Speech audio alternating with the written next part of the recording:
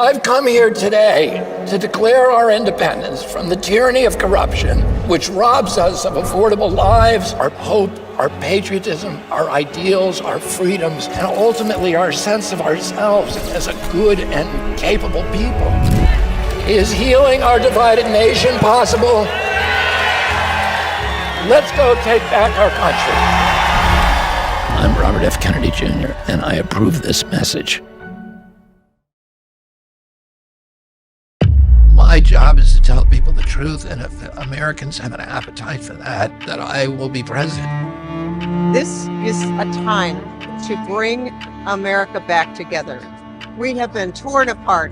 The reason people were having fights with their family is because the families were being lied to about information. Some family members believe the lies, some did not. We are absolutely up against a major media wall.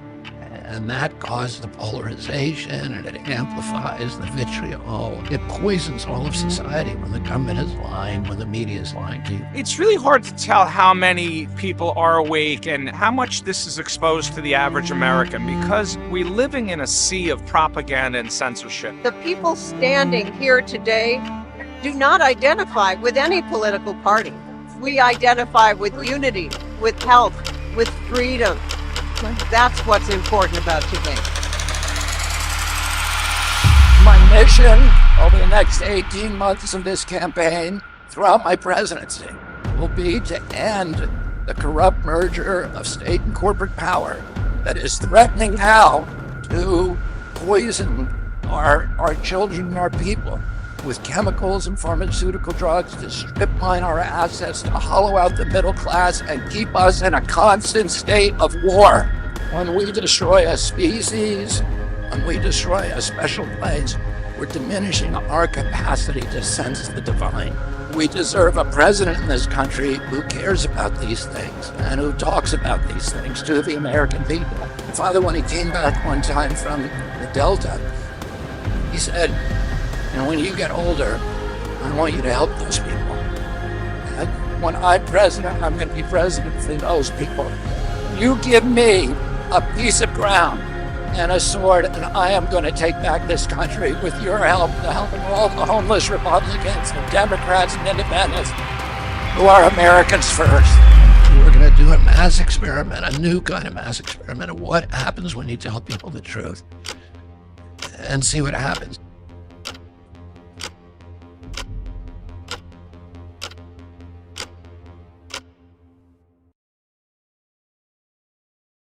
I feel like the whole country needs to know what's going on here. It's bigger than alarming. This is the worst I've ever seen it.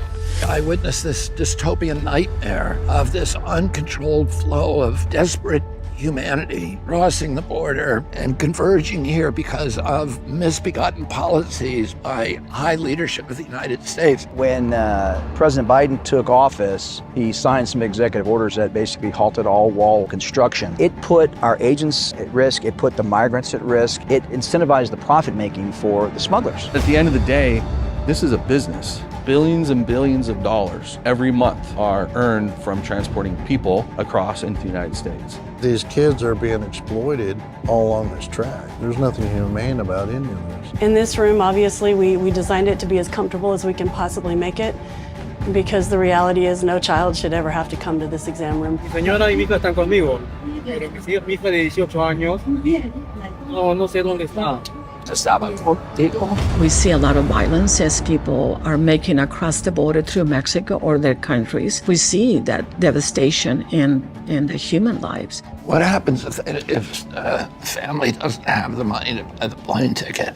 Well, FEMA reimburses us. We can buy that ticket and So you buy the ticket for them? yes. They were told they could get a bite at the American dream here, and that dream becomes a nightmare along the journey.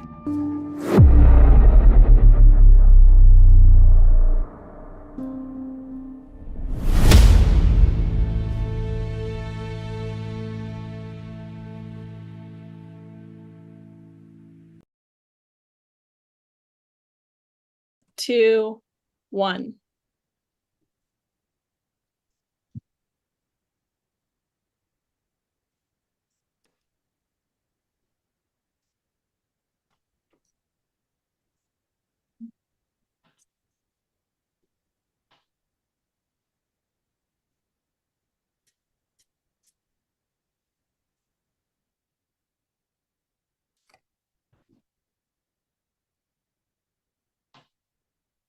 Hi, everybody. Welcome to the State of Our Independence update. Thank you so much for joining on a Sunday and choosing to spend your afternoon or evening with us. As we wait for everybody to join, I see there's almost 3,000 of you in here already. It would be great if you could put your name and where you're dialing in from in the chat.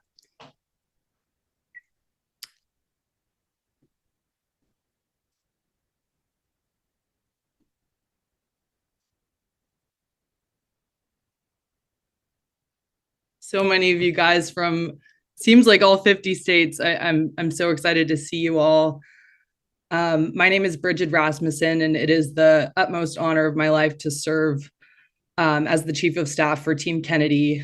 And it's been just such a privilege to meet all of you guys on the road, from West Virginia rallies to getting Bobby and Nicole on the ballot in a single day in Iowa. I'm so honored and have learned so much from each and every one of you.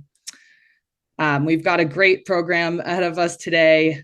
And so we're going to start off with a quick video about our America Strong platform that Bobby announced during his speech at Freedom Fest in Las Vegas on July 12th. So hopefully you all can see my screen.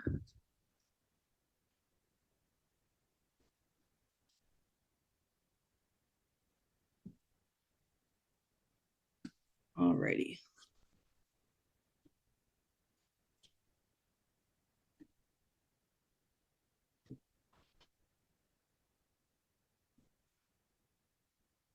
All right, here we go.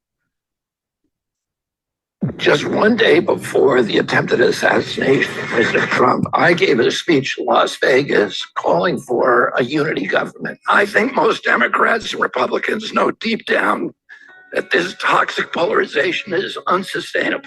Crises always brings people together. The moments we put aside our bickering and answer our highest calling as neighbors, as community members, as human beings, and as Americans. Today, I want to share with you my vision for the healing of America. I call it America Strong. You know, when there's a fire, a hurricane, or some other crisis, and people come together with a hashtag like Houston Strong, Maui Strong, or Boston Strong. Well, this is the same thing, but for the whole country. You see, there's a crisis in our country that's deeper than any of the other issues that politicians normally talk about. It's a crisis of division. And I talk about this a lot, but today I'm going to tell you what we're going to do about it. So when I say hashtag America Strong, I'm calling for something deeper than my usual list of policies. Yeah, to be strong, we need to stop squandering our wealth on foreign wars. Yes, we need to uproot the noxious weeds of corruption from the federal government. We need to restore the middle class. And yes, we need to rebuild our infrastructure. We need to tackle the twin epidemics of addiction and chronic disease. None of these tasks is going to be easy, but all of them are possible. How are they possible? They're possible through unity. They're possible when Americans join their creativity together and cooperate in service to something larger than themselves. That spirit has to infuse our government as well. And so the core of my America Strong vision is a unity government. First, that means that I'm going to appoint cabinet members who are Democrats and Republicans and independents and people from other political parties like Greens and Libertarians. Second, I'm going to pardon any past president or members of their family if I find that charges still pending against them next year were politically motivated. The same goes for private citizens like Ross Ulbricht and Edward Snowden. Political persecution has no place in the United States of America. Third, I'm going to forbid the weaponization of the Justice Department, the IRS, or any other government agency to surveil or undermine political opponents or their supporters. Fourth, I'm going to convene a cross-partisan advisory committee to propose and select Supreme Court justices. And finally, I pledge to give the American people a more direct role in guiding legislation and scrutinizing the budget through direct democracy initiatives using AI and blockchain and other technologies. We've given Democrats a chance to fix this country. We've given Republicans a chance. What has not had a chance is a unity government headed by an independent president beholden to no party, free from corporate influence, owing no favors to the Washington establishment, and ready to recruit the best ideas from both parties and from all of those who've been left out. This is the path back to a strong and prosperous America. That's the path to America Strong. I know people are ready for it because everywhere I go, people tell me they're sick and tired of the division and they're sick of the hatred. They want mature leadership that isn't about us versus them. With your help, I aspire to offer that kind of leadership and head the first unity government of the United States of America since George Washington. God bless you and God bless our country.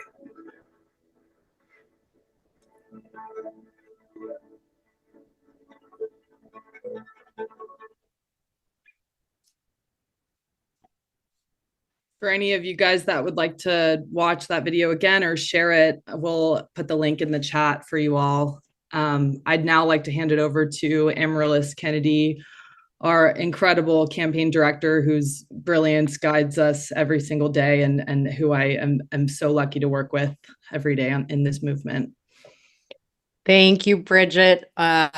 I think anybody who works on this campaign or has any contact with it would say exactly the same thing about you. And thank you, every single person who is here today. I hope you are ready to unite this country. And I know that you are, because you took the first step in being here today or being out on the streets, collecting signatures, phone banking, sharing your vision with your friends. And, you know, let's face it, it has been a very disorienting summer for us as Americans.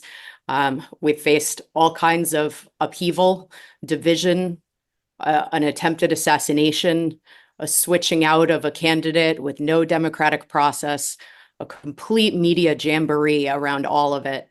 And day by day, week by week, month by month through this summer, every one of you and this movement have been hard at work, keeping our eye focused on the American people and on the movement that we're building. And it shows. We just announced our millionth signature, the most signatures ever collected by any presidential campaign in American history. And that is down to each and every one of you. We have announced an incredible joint fundraising agreement with the Libertarian Party and a whole host of minor parties around the country who have been keeping the flame of independent politics alive year on year, decade on decade, and now are coming together to challenge the two-party system, linking arms. And we have actually been given Secret Service, which is a huge, huge step forward for our campaign to know that our candidate is safe, that we can hold larger events outdoors and all over with security. And all of these things also allow us to free up the resources, not just financial, but also the human resources to be able to get out there and do the real work of this election, to knock doors, a million signatures, what we are able to do now that we can turn our 100,000 volunteers across this country to actually sharing this vision of unity with their friends, with their neighbors, earning votes, signing up and registering voters and getting them to the polls. You know, it may seem like it's what my law professor used to call a glass mountain, an unscalable effort for an independent president to be elected in this country. But the truth is, they told us it was impossible to get on the ballot in 50 states. And as you're going to hear later on with our millionth signature, we are going to be on the ballot in all 50 states, plus the District of Columbia, and have achieved it not through division. If we had said we're only going to allow Democrats or Republicans, we're only going to allow people with this background or that background to participate in this movement, there is no way we would have been able to scale that glass mountain. And the next one is electing our first independent president since George Washington, a unifying vision for this country after all of this division. And that unity really does start with you. So thank you for taking the first step by being here today if you're new to this movement. And for those of you who have been out pounding the sidewalk, making sure that voters have a choice on their ballot in November, thank you, thank you, thank you. We could not be more excited to be our first week into the last 100 days. This is where the real election begins. And now that we can turn all of these resources from the administrative work of ballot access to getting out and spreading the message of Kennedy Nation, we are going to soar to the moon, and we could not be more proud and excited to do it with you. Back to you, Bridge. Thanks so much, Amaryllis. Yeah, I think it's really important to note just, you know, the ballot access journey has presented many hurdles, but it's also been such a blessing as it's allowed us to build out our volunteer ground game in all 50 states. And it's something I wouldn't trade for anything. So I'd now like to introduce the next Vice President of the United States who's joined us today to say a few words. Nicole Shanahan, over to you. Thank you. Thanks, team. Thanks, Amaryllis. Thanks, Bridget. Good to see you all here today. As I was watching people enter the chat, it was going so fast that it was just a blur of names. So we're a really strong group of people. And I just want to, you know, everyone take a moment and take in a deep breath that you are no longer locked in the two-party system. And that gives you the opportunity to talk to Democrats, Republicans, the 51% of independents out there, and really talk about policy and talk about America and what it means to be American, rather than talking about what it means to be a Democrat or a Republican. I know personally that since leaving the Democratic Party, I've had just such breadth and scope of thinking. There are no more restrictions based on what a party wants me to do or say or fund. I can do what my heart and what my will suggests needs to be done for what is in the best interest of the people of this country. And I would say that when you get a chance to get out there, just give people a few minutes to voice their concerns. You know, a vote for Kamala is, you know, better because they can't risk another Trump administration. I hear that all the time here in California. But when we get into policy, nobody can beat the Kennedy platform. And I think once people get past that initial fear, that initial anxiety, that initial sense of not belonging anymore, once they get over that and they get a chance to talk about their hopes and dreams for this country, for their families, for their offspring, it changes everything. You can see a real shift happening because this election is just as much about psychology as it is about anything else. It really is about the psychology of overcoming fear. And so, you know, going on to this next topic of where we are right now, you know, Nick Brana and his team will update you on ballot access. But if someone comes to me, or if they come to you and they say, can Kennedy actually win? We'll start with the first technical argument. If the election were today, yes, he actually could win now, technically. We have enough ballots that we're on, that we've qualified for. He has met every technical requirement to win a presidential election. So technically, absolutely, we can win, guys. And that's all thanks to this team. That's all thanks to the millions of people who signed our ballot access petition across the United States. It's thanks to the 100,000 volunteers. We have more volunteers than any of the other candidates. And that speaks volumes to really where we are in history right now. 51% of Americans identify as independents. And I actually think that number is going to go up quite a bit before November. I keep meeting people who tell me, oh, yes, that's right, I've been meaning to unaffiliate. And so there's so many positive signals. There was just a poll. I've been approached by Kennedy supporters really concerned about our polling because, you know, some of the big ABC, Disney-owned polling companies report that we're stuck at 5%. Well, let's also remember that these companies are using polls as a form of propaganda.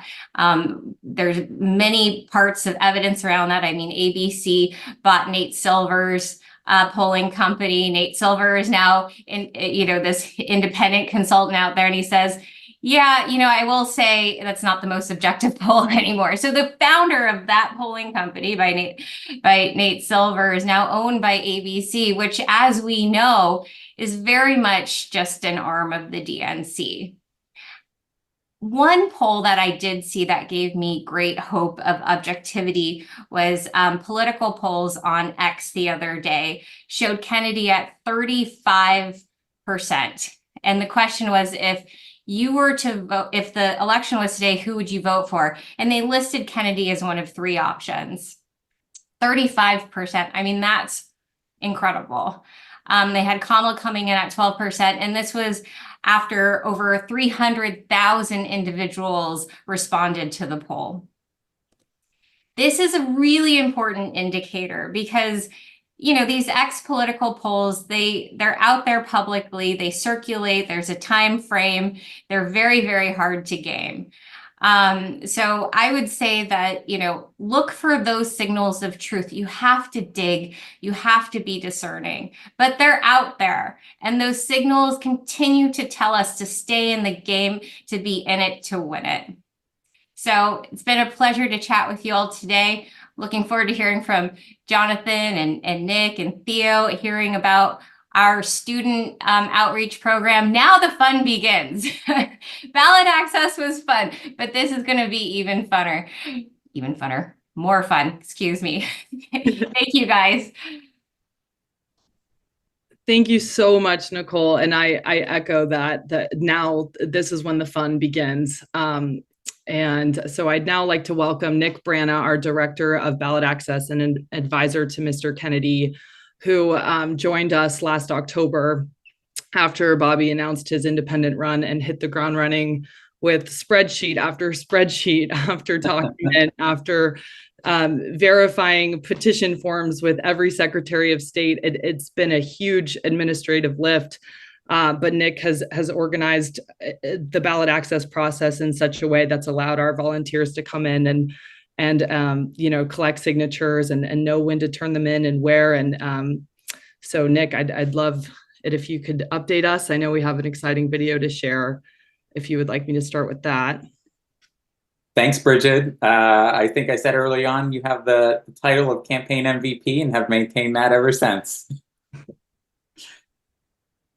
Here, let's I'm very excited for everybody to see our progress here. Not sure if everybody can see that, so let's start from the beginning. Thanks, Nick.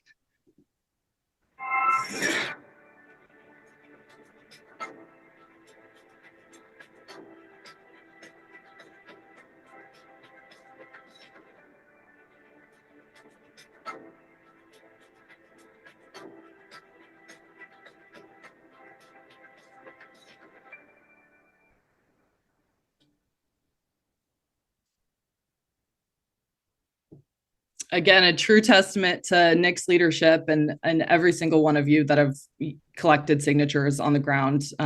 We couldn't be more grateful for you. Back to you, Nick. Thank you, Bridget, and thanks to Amaryllis and Nicole and everybody who's come before, Bobby, Jonathan, everybody who's going to speak, Orion, everybody who helped put this together, and most of all, everyone who has played a role in collecting signatures for this campaign.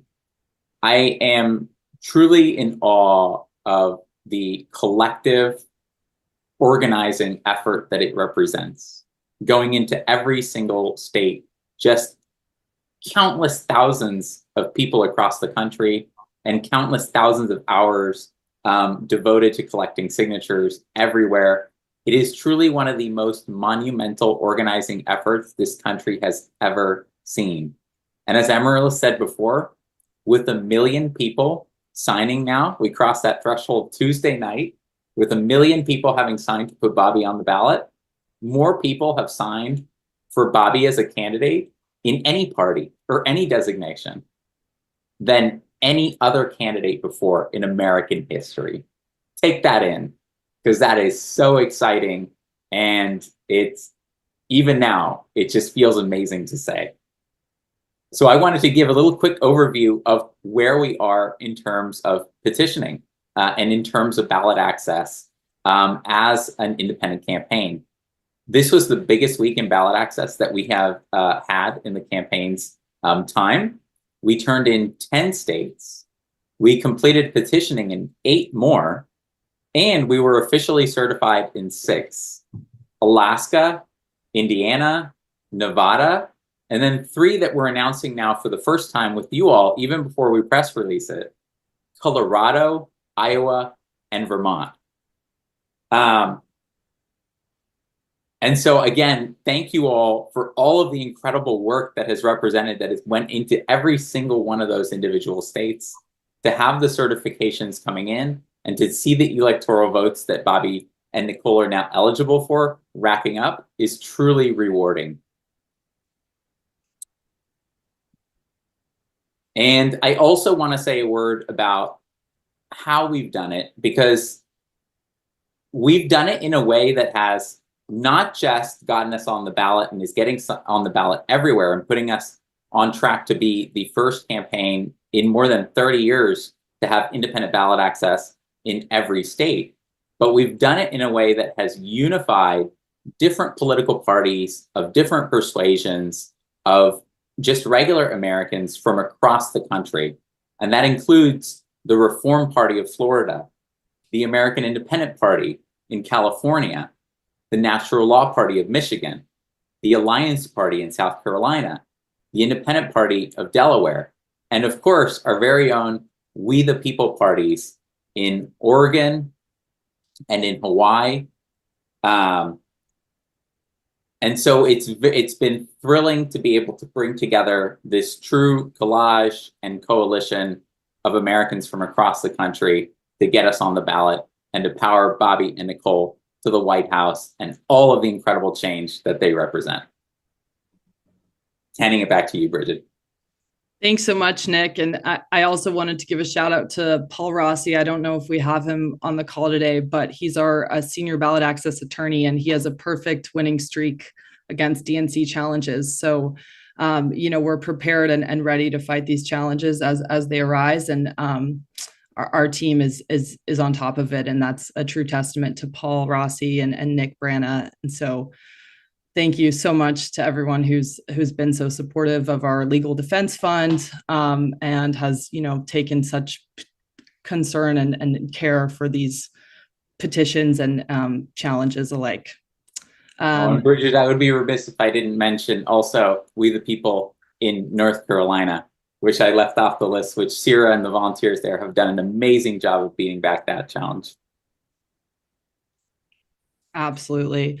I wanted to take a quick pause. If anyone has any questions, we're going to be answering them at the end. For, if you have questions about ballot access or communications or our digital strategy, please go to kennedy24.com/questions and submit them now. Everybody who submits a question will be entered to win a special merch package in the mail. Olivia will drop the link in the chat. So if we could take a moment to do that, if you have any questions, that'd be great.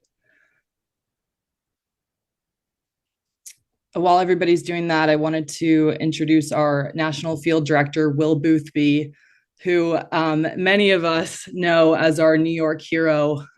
He organized our New York ballot access process so wonderfully. And it wasn't just the signature collections that was challenging in New York. It was putting all the petition sheets together and in packs of, what was it, Will, 1 to 200, making sure that all of the counties and congressional districts were written correctly.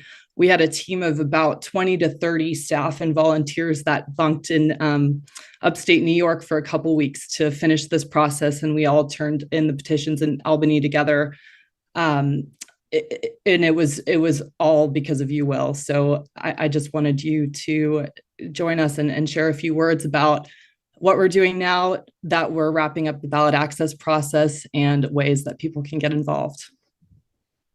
Yeah, well, New York, like everything this campaign's doing, is all coming down to teamwork.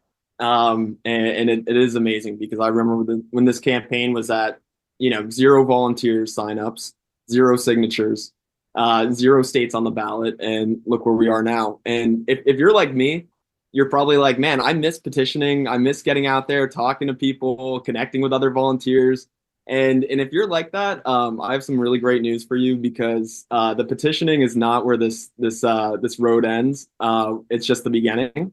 We have what we call, it's very similar to petitioning. We call it direct voter contacts. And just like the million signatures we got, we have to have millions of direct voter contacts over the next 2-3 months to get Bobby in the White House. Direct voter contacts can be doors knocked, you could canvass, you could call, you can make phone calls, you could send text messages, you can write letters, you can write letters to the editor, to your local newspaper. There's literally infinite ways to get involved and to reach people, and so many creative ways that we're seeing people engage with voters, which I'm seeing in many of the pictures on the slideshow right there, including myself and Renee, one of our absolute MVPs out in the field. If you want to go to the next slide. Yeah, so if you haven't already, volunteering is very simple. All you have to do is go to kennedy24.com/volunteer. You click on that, you fill out your information, and we have a robust field staff that is just ready to call you and text you, email you right away, and get you involved. I also want to bring to people's attention that this is probably the first campaign to ever have its own app. The RFK Activate app is phenomenal. It's a way to mobilize your community in a way that is unprecedented in grassroots organizing. You can share stickers and GIFs and recent video uploads. You can do a canvassing action. You can call fellow supporters. You can call voters. You can send out emails and text messages. And there's just so many ways to get involved with it. And it's pretty amazing that the campaign was able to, while we were, getting on 50 state ballots, we also developed our very own volunteer app. So it's completely free. All you have to do is go to the App Store, download it. It takes 30 seconds, and you're instantly plugged in. Once you've downloaded the app and you've signed up to volunteer, there's a really simple next step. If you want to go to the next slide, join the weekly meeting. Every single state in this country has a weekly meeting right now. It's, you're not sure how you want to get involved or what volunteer opportunities make the most sense for you. We have a weekly meeting in every state in the country that's either run by a state director or a volunteer leader that's stepped up, and they're giving out updates. It's how you can really stay plugged into all the action, figure out what's going on with the campaign. You can come with your questions, you can come with your ideas, and it's where you're going to hear about your opportunities, and you're going to get your orientation and training for all different volunteer activities, which there's many of them. First of which, we have a twice weekly phone bank running on Tuesdays and Thursdays. Everyone hops on the same Zoom call and makes calls for Kennedy. Everyone's dialing away together. People will go off mute and say, hey, I just had an amazing call. I got 3 new volunteers to go out to our canvassing event this weekend. Someone just said at the beginning of the call they weren't going to vote for Mr. Kennedy. At the end, they said they were. Dialing away on the phones is a fantastic way to reach voters, and we have a huge army doing it right now. But we definitely need to keep building that team, and you can literally do it from the comfort of your couch. And so I don't know what's better than that. And we'd love to see you on our Tuesday and Thursday phone bank events, which can be found at kennedy24.com/phone banking events. You can also find those on the RFK Activate app, and you'll get a notification before each one starts. Great point, Bridget. That's right. All right, you can go to the next one. Really, the bread and butter, though, of our field operation is door-to-door canvassing. It's a lot like petitioning, but instead of getting people to sign that petition, you're talking to them about Mr. Kennedy's policies, his message. And as Nicole said earlier, you're listening. That's the first thing we do when we talk to someone at the door is we ask them, what issue impacts you and your community, your family? And people just are very, it's not like the internet where sometimes people don't communicate in the friendliest terms. I've been just so pleasantly surprised by how open people are at the door and how willing they are to engage and to discuss policies and Mr. Kennedy and all the, and their worldview. And we're making connections with voters by doing that every day. We're handing them that palm card. We're telling them about the upcoming event they can attend. And it's been extremely, extremely successful so far. We've had a couple Super Saturdays where we're reaching upwards of 50,000 people, 60,000 people in just one day, which is just incredible. I'm getting pictures sent to me from people canvassing in Alaska. I'm getting pictures sent to me of people down in the heat in Florida canvassing. And it's a team effort, and it's just like petitioning, but you get that personal touch at the door. So please go to kennedy24.com and sign up for a canvassing event near you. I really wanted to share this graph. It's a snapshot of our interactions with voters on one of our canvassing days of action. We talked to a couple thousand people, and every time we talk to someone, we have a little survey. And after we leave the door, we kind of mark some information down so we can follow up with the person and be responsive. So when we went out and talked to thousands of people last Saturday or Sunday, we had people record after the conversation what their level of support was. We said, hey, if the election was tomorrow, who would you vote for, or who do you see yourself supporting? Would you vote for Mr. Kennedy? And the vast majority of the people, after hearing our policies, our message, what Mr. Kennedy's bringing to the table, are strong supporters.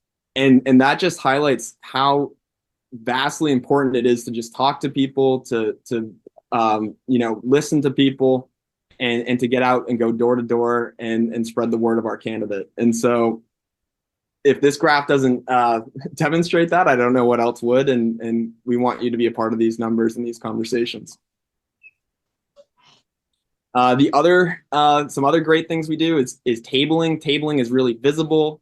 If you're in a high foot traffic area, there's no better thing to do than set up your own Kennedy table. You can pass out flyers. You can engage with voters. That picture on the left there, volunteer in New York City. He emailed me after that tabling event and said, "Will, I recruited 16 new volunteers just from that tabling." And I was like, "Whoa, Cooper, that is absolutely incredible." And so really it's just such a great way to engage with people, and anyone can do it. Anyone can get their own Kennedy tabling kit and get out there and attend the weekly meeting if you want to learn more about that. Last but not least, we're getting so many supporters that are writing LTEs and op-eds in their local newspapers. They're just writing 2 to 3 paragraphs about why they think Mr. Kennedy is the best candidate for their town, their state, their city. And every day I wake up and I'll admit I kind of check the news feed, and all the positive stories that are coming out are op-eds and LTEs from just everyday Americans that are writing in about why Mr. Kennedy is the candidate to unite America. And so if you kind of want to get involved in that process, you haven't written an op-ed or an LTE before, we do have a Letters to the Editor workshop where we can connect you with tools and messaging and strategy and give you the tools you need to be a successful author of a paper, which will have far reach across the country and especially in that local community. So those are some of the best ways to get involved. But there is, one thing that is really important too, and that is out in the field. You've seen it. We have buttons, we have palm cards, we have clipboards, we have pens, we have tablecloths, and all of that is being funded by small dollar donors that are fueling this campaign. And so if you aren't able to maybe get out there and knock some doors, just a small donation, $5, $10, $15, $25 is fueling and funding someone else's canvassing activity to get those palm cards, to get that T-shirt, to get those buttons in the hands of voters. So there's really, as I said, unlimited ways to get involved, and we definitely appreciate your donation and your attendance on an upcoming volunteer call. Thanks so much, Will. And just again, to reiterate, this app is a really unique way for everybody to get involved, whether it's in door knocking or tabling events, or if it's just sharing videos from the comfort of your own home, signing up to phone bank or send text blasts. There's something for everyone here. And even if you can't spend time doing this, donating is a really great way to ensure that we have field literature to hand out when we're door knocking, banners for tabling. I'm sure many of you have seen banners being held over the freeway. Many of those things are possible through $5 donations. So we really appreciate every bit of contribution we receive. Will, go ahead. I was just going to say, absolutely. And the same goes for people's time. It could be, you got 30 minutes of your week that you have free to support Mr. Kennedy, and some people have more.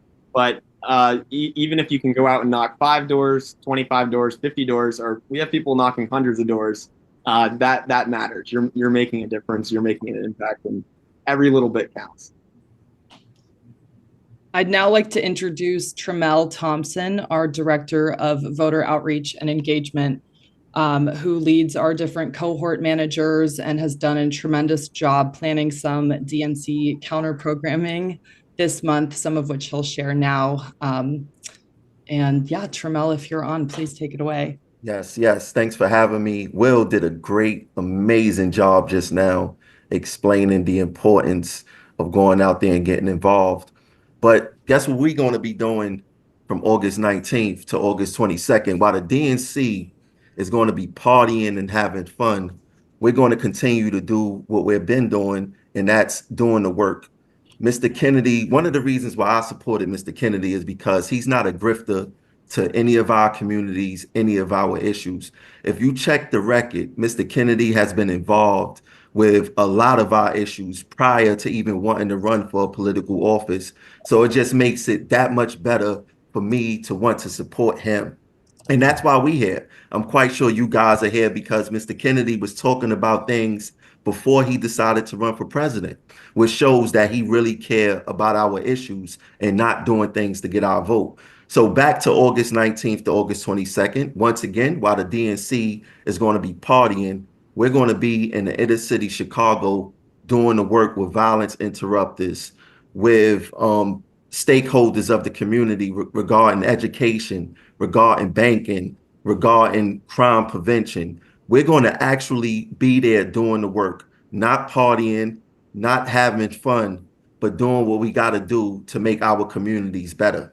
So, and we're going to be doing this from state to state to state. So I need you guys to pay attention to Kennedy24.com, sign up to be a volunteer, pay attention to see when and where we're going to be having events, and come look for me personally. My name is Tramel Thompson, and you can find me on Twitter via Progressive ACT. I wish y'all the best, and I'll see y'all in Chicago if y'all out there. Thank you so much, Tramel. You are an absolute blessing and gift to this campaign, and I'm so excited to have you in this role, leading our cohort managers, ensuring that every voter everywhere gets to hear Bobby's message in his own words. Thanks for having me. I appreciate it. Best team in the world. I'd also like to remind everybody that if you'd like to submit a question, please do so at kennedy24.com/questions rather than putting your questions in the chat. We're compiling them on our website. And speaking of voter engagement and outreach, I would love to introduce Cameron Schultz, our co-Students for Kennedy Chief of Staff. Cameron has organized our student movement with state leads in almost every state, campus rallies this fall, voter registration efforts, tabling efforts, ways for students to get involved digitally, even if they have just a few minutes in between classes. I think something that I love so much about Bobby is the way that he speaks to young people and hears young people and asks them what they think and what they believe in and what they think needs improvement in our country. And as I'm sure many of you have heard and seen, some of the other candidates in this race don't share the same sentiment. So Cameron, I'd love for you to talk about some of our Students for Kennedy priorities and ways people can get involved or encourage their student friends or kids or grandkids to get involved this election. Yeah, absolutely. Thank you so much for that introduction, Bridget. I'm so grateful to be here today and so excited to be talking to you guys about Students for Kennedy.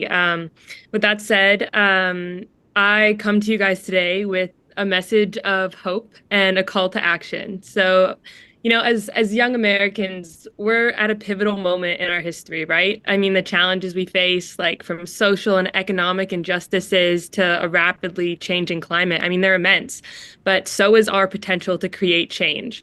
We've dealt with and seen so much struggle and conflict in our lives, from 9/11 to the housing crisis to COVID. I mean, sometimes it feels like we've hit our breaking point. And you know, we've become somewhat disillusioned by the two-party system who fill us with false promises of prosperity while most of America's youth struggle to even get by. And no person should have to make a choice between, you know, food or housing and education. And this is why we need to support this campaign now more than ever. We can no longer sit back and watch from the sidelines. I mean, think of this as like a sports game, like a giant sports game.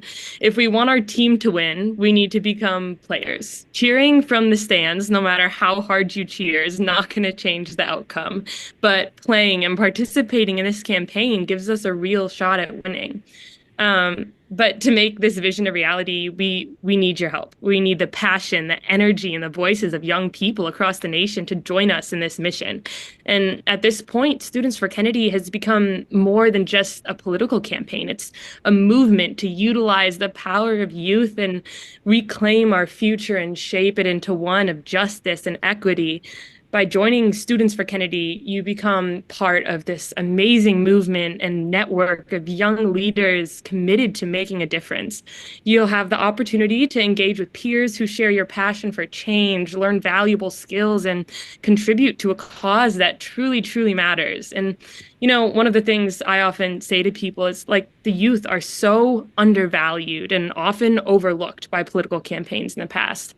But history has shown we're the only demographic powerful and passionate enough to ignite real change, from the civil rights movement to, anti-war protests during Vietnam. Young people have always been at the forefront of progress, which is why we're going to be the reason Kennedy wins this election in November. We will become the turning point, like a wave that just becomes a tsunami, rallying America to unite in support for this campaign. And in doing so, we're proving that real change comes from the ground up, from people like you and like me who refuse to be silenced and demand a better future. I mean, we're proving that we're not just the leaders of tomorrow, but the leaders of today. And, together we can make a difference and build the future that we all deserve. So, I ask you guys today, very humbly, to join me in this mission, to join our organization in this mission. If you know of any students, anyone in your network that supports Bobby, encourage them to sign up at kennedy24.com/students. Going off of that, please download the RFK Activate app. It's a really, really great tool for organization, for keeping track of events, for getting in touch with people in the campaign. So yeah, thank you guys so much. And I hope to see some of you guys soon. Thank you so much, Cameron. To go off of that, I feel like so many young people have felt a bit disgusted by political leaders because politicians tend to overlook those that they feel like they can control. And Absolutely. Cameron and our Students for Kennedy team have proven that this generation is a positive force to be reckoned with, and they won't be silenced and they won't back down. So grateful for your leadership, Cameron. And just to reiterate, if everybody could go on to kennedy24.com/donate and just give $5 toward a campus event or a tabling event. Our student volunteers are in every state, working around the clock to plan these amazing voter registration efforts when they return to campus this fall. So let's support our students and go to kennedy24.com/donate. I'd now like to introduce Yasmin Denari, who is our Deputy Digital Director and oversees our social media and content teams. Yasmin and I met last fall after she had planned a day of service on 9/11, where she went to the Tenderloin and educated people about fentanyl overdose and how they could get help. And that is an issue that resonates deeply with me, both as someone from San Francisco and with a social work background. So we instantly clicked, and Yasmin has brought just such a diverse set of knowledge about marketing and creative execution. And so she's here today to give us a little bit of an overview of our social media growth and progress over these last several months. Thank you so much, Bridget, for those kind words. And thank you for everything that you do. And I like to say that Amaryllis sets the tracks and you keep the train on the rails. So thank you for that. As Bridget mentioned, I work on the campaign at the intersection of content creation, comms, social media, digital advertising, and virtual events. We've taken a very digital-first approach on this campaign, and I wanted to start by pointing out just this graph and these numbers and draw attention to the nearly 1 billion views on our video content over the last 10 months across X, Facebook, Instagram, and TikTok. And this is not even all of our platforms, as we also regularly post video content to Rumble, Twitch, on our website, and on the RFK Activate app that Will and Bridget just mentioned. So I also wanted to say thank you to everyone who's watching right now, because it was largely your sharing of our video content that resulted in these numbers. On some of the platforms, around 90% of our reach is organic. Sorry, my light fell.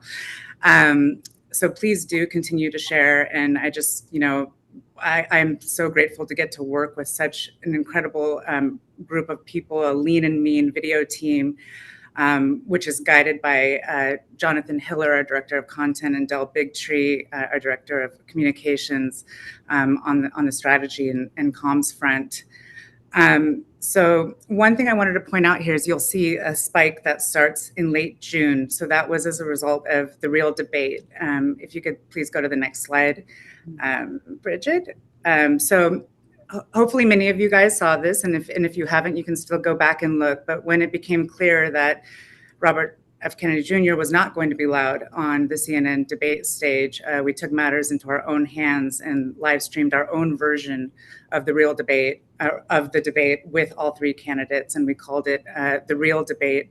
We were really pleased with how it went, and the next day we woke up and then around 11 million people had watched it in that initial day. So that was a great success. And if you could please go to the next slide, Rich. As we all know, there's going to be another presidential debate this September. And we'd love your help in showing that many, many, many Americans would like to hear from RFK Jr. They want to see him debate. And so in order to help create this social pressure, we've created this petition, which you can take a photo of the QR code right here. You can go to the web link right there, and I believe Olivia will also drop it into the chat. And we're right now at 227,300 signatures on that petition. Our goal is 300,000. So hopefully by the end of this call, we can up that number quite a bit. And again, appreciate your help so much with getting the word out that we want to hear from him on the debate stage. And then if you could please go to the last slide. Yeah, so if you were able to donate, now would be a good time. And on the digital front, $15 can basically get our message in front of 1,000 new voters. So there's a QR code again right here. There's the link to donate, and we are just so appreciative of your support, your attention, your sharing of our content, your donations, and everything. So thank you very much. Thanks, Bridge. Yeah, going off of that, our digital team does an incredible job ensuring that so many people get to see videos of Bobby talking and Nicole talking about what they believe in and why they're a part of this movement and why they've pledged to unite America. So I again, if any donation amount helps to spread that word and put these words in front of voters that might not get to hear from them otherwise. Our polls show that when people hear from Bobby versus look at headlines talking about him, they're more likely to say that they'll vote for him in November. So it's really important that we get the message out in front of each and every voter. And, you know, we're doing that on the ground, as you heard from Will and Tramel and Cameron, but we can also really leverage our digital tools. Thank you so much, Yasmin. Thank you. Our merchandise team, I'm not sure if they're on the call, but they've offered a special sort of incentive for you guys. Another great way to get the word out is by wearing merch at the grocery store. I know every time I carry my tote bag or water bottle or wear my hat, somebody asks me about Kennedy, and some people don't know that he's running. And then, you know, that opens that conversation, and dialogue is very important in a unity government, which Bobby pledges as president. And I think even if people don't know about Bobby yet, this, you know, wearing merchandise opens that conversation, and it's free. You know, wearing a shirt to the grocery store is free. And so I invite you guys all to go to merch.kennedy24.com and use Unite30 for 30% off your order. Our merchandise team does an incredible job getting new stuff up there every week. It expires in 24 hours. So Olivia will also drop the link in the chat. So I invite you guys all to go shopping. As many of you heard at the top of the call, Bobby announced his America Strong platform during his speech in Las Vegas. just a couple of weeks ago. And as part of that, we're introducing a really exciting Kennedy Match program that Jonathan Hiller, our incredible director of content, who many of you have probably seen in his explainer videos, as I call them, is going to say a few words about. Jonathan, if you want to take it away. Hey, everybody. Thanks, Bridget. How's everybody feeling? We started with like over 3,000 people. We still have 3,000 people. That is awesome. That is staying power. Everybody hit that heart if you're feeling good. Oh my gosh, this is so fun. Look at that. That's awesome. Okay, so, oh my gosh, look at that. That's so fun. So for 16 months, Mr. Kennedy he started his campaign with the slogan, Heal the Divide. So he has been the unity candidate for 16 months. His message has been resonating. However, one of the biggest criticisms we hear is, I don't want to waste my vote, or a third party vote is a vote for fill in the blank. So one of our incredible volunteers floated this idea to us. So here's my pitch. Here's my question. What if there was a way that you could vote for Bobby and know for certain that you're not wasting your vote? So essentially, we're building a digital platform called Match. And I'm just going to give you an example because I think that's probably the easiest way to get through this. So say this man named Trevor really wants to vote for Kennedy, but he's too afraid of a Trump presidency. So he feels like he has to choose Harris because he's voting out of fear. And then let's say there's Brittany. Brittany also wants to vote for Kennedy, but she's too afraid that Harris will win. So she eventually votes for Trump to prevent Harris. So we've created a system where they can both vote their conscience. What you'll do is you go to this website. It's going to be kennedy24.com/match when we're done building it. Our incredible engineers are very hard at work building it. And there you'll fill out your name, the state you live in, and your email, and you tell us which candidate that you ultimately do not want to win the election. And then what we do is we match you with someone who's on the other side. So instead of canceling out your vote in the two-party system, in the system of fear, you match with someone who you would have canceled out with, and you both agree to vote for Kennedy. It's an entirely anonymous messaging system built on our website, so you don't have to worry about anybody sharing information or anybody knowing, what zip code you're in. And yeah, it's essentially the way to promise that you're going to vote your conscience, and you hold each other accountable. And one of the biggest things I think is so beautiful about this, as Mr. Kennedy has been about unity this whole election, this is really a way that we created a digital tool for you two to be able to heal the divide together. So you might go for coffee, you might just exchange information, you might, just chat on the platform, whatever you want. But what we want to do is incentivize conversation, incentivize healthy conflict even.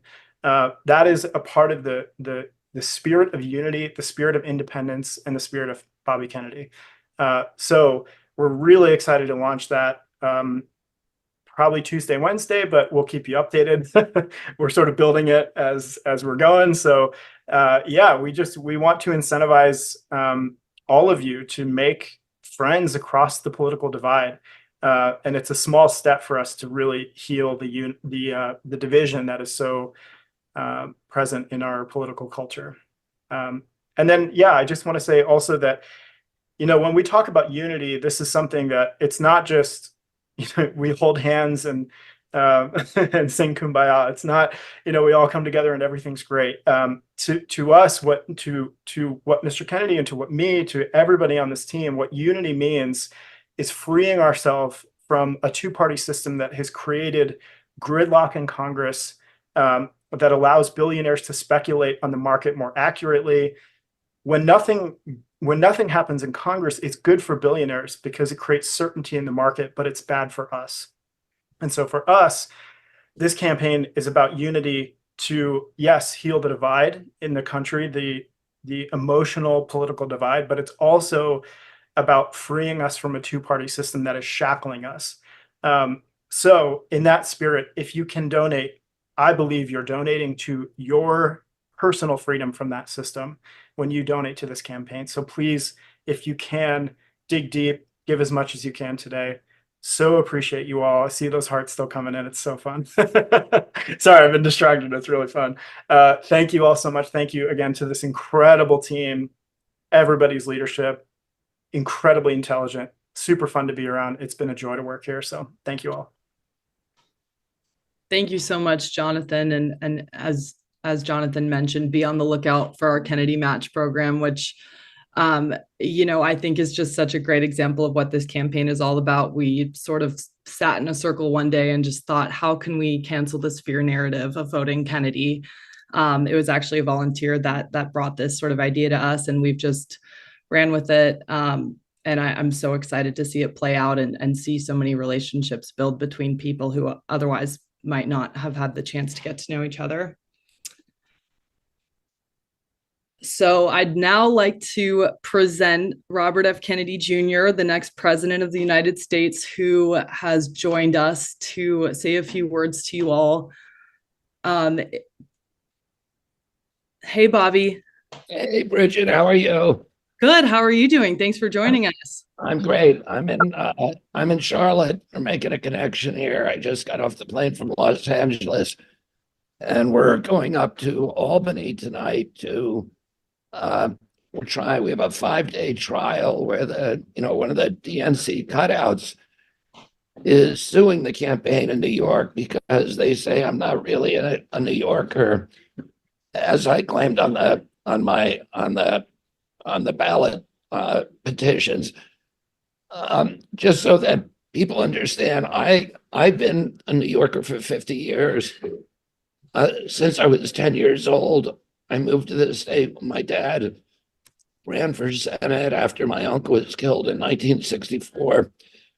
I voted in New York for 50 years. I have been at all of my law licenses in New York, my law offices in New York. I pay income taxes in New York. My driver's license is from New York. My car is registered in New York. My hunting license, my fishing license, my falconry license are in New York. And I was told by lawyers, and I've always claimed New York residence. And Cheryl and I moved out to California in 2014 to support Cheryl, who could not move at that time. One of us had to.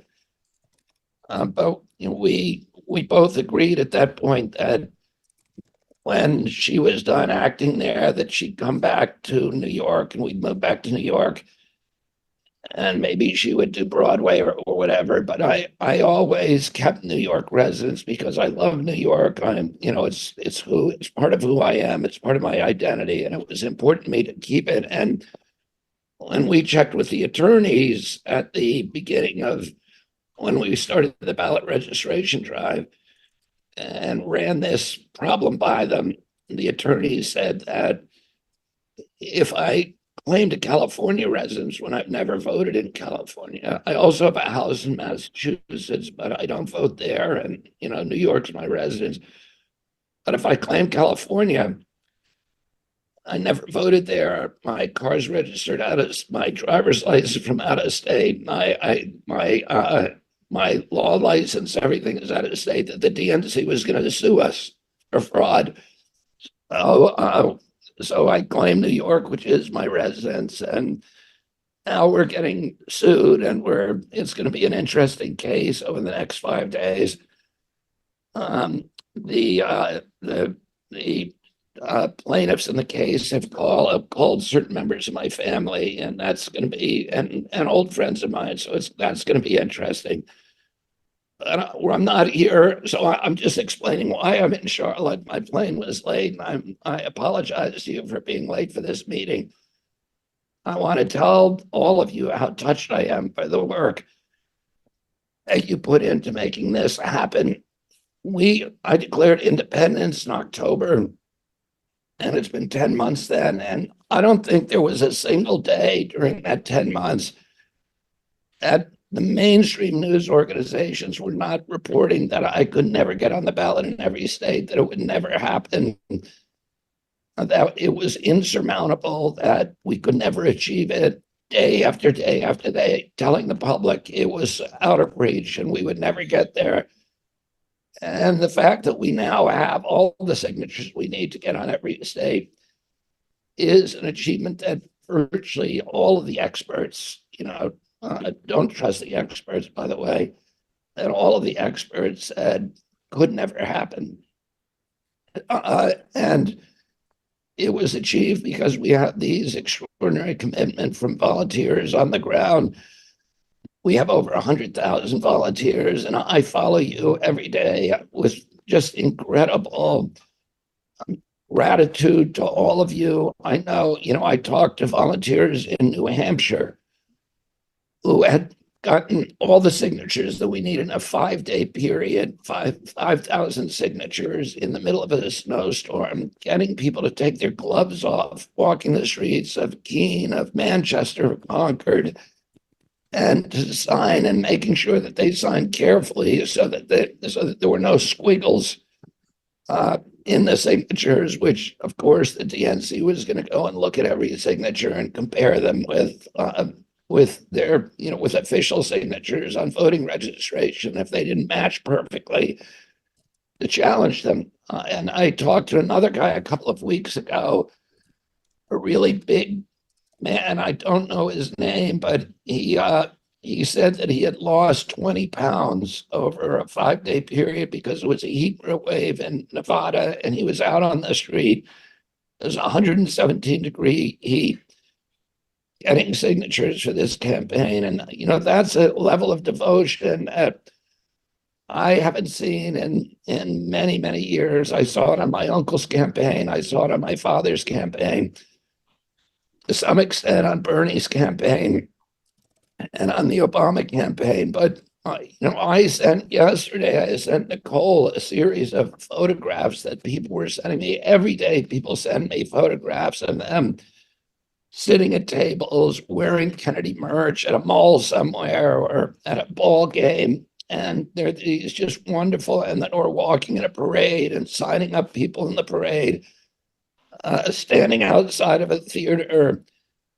And it's the most heartening, inspiring thing that I've ever seen in my lifetime. And it's so unexpected. And I feel like I have all these friends all over the country, many of whom I've never met, who've made these extraordinary sacrifices because they believe in my leadership. And that inspires me to be the best human being that I can be. And I want to tell you how much I respect and my gratitude towards all of you, my love towards all of you. I've had a lot of time to think about the meaning of the word family and what that means. And of course, it implicates a shared blood and shared DNA. But the thing that I think is the closest bond, the strongest bond that human beings have with each other is shared values. And to have all of these people who share the values of idealism, who share aspirations for unity, to put aside the vilification, the demonization, the marginalization of each other, and to try to join in a crusade to reclaim the best values and the best ideals and aspirations for our country, for what this country is supposed to mean, a vision for what America is supposed to look like, to reclaim that from the people who have stolen it from us. And to find unity. And, I've said many times during rallies, and when the king and queen look out over the balustrades of their castles and they see all of their subjects fighting each other, they go back to the banquet hall and they pop champagne corks because they know that nobody's coming over the wall for them. And what I've tried to do is help unify Americans and have them put aside these minor disputes on the cultural war issues and unify them into an army that can storm the castle walls and go back and take back our country. And you have achieved the most difficult part of that, which is to give us the battlefield, allow us to fight this. And now we've done something that, we never, we didn't want to do. We've developed an army of people of 100,000 strong. And in many states, every county, we have organizations and every congressional district. And we're on the ground in every state because we had to be. And we're now going to try to get your help identifying our best voters and making the calls and getting people out of their homes to vote on election day. And I'm so grateful to all of you. We built an army, and and we can fight this war, and we can take back our country. And during the Revolutionary War, there were moments, most of that war, there were moments when everybody gave up, except for a few people, the core of the people who were around George Washington. They lost hope after he lost battle after battle, and his men were freezing and they didn't have clothes. And yet they stuck together because they were inspired by an ideal about creating our country. And today we need to recreate that country. And we need to claim it. And it's wonderful having an army of people, of committed warriors who are out there and are willing to give so much for the love of the United States of America and for all the ideals that it represents. So I want to thank you all. I cannot express the level of gratitude that I have to all of you. And I will see you all on the barricades. I look forward to meeting as many of you as possible over the next few months as we bring this to the end. And I don't know if Amaryllis already talked, but one of the things that Amaryllis talks a lot about is these polling numbers from when Ross Perot ran that show that Ross Perot ended up with 19% of the vote. When people came out of when the exit polls show that he actually had gotten 36% of the vote of the voters wanted him as their first choice.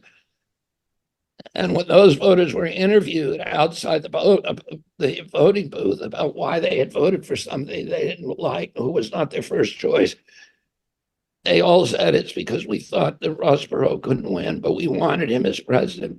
And we don't want the same thing to happen in this election. We want people to not feel that they have to vote for somebody who's not their first choice.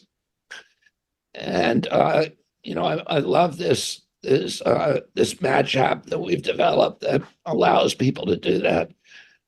So thank you. Thanks so much to all of you. And I'm sending you my love, my affection, my gratitude, and my hopes that we all meet one day.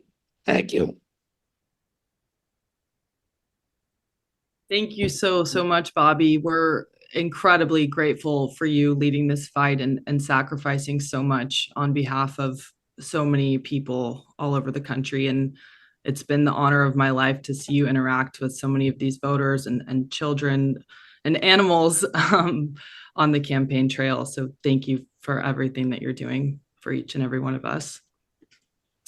I'd like to now turn it over to our amazing Del Bigtree, Director of Communications, who has built out our communication structure and tower incredibly and really leads us and inspires us every day. Del, over to you.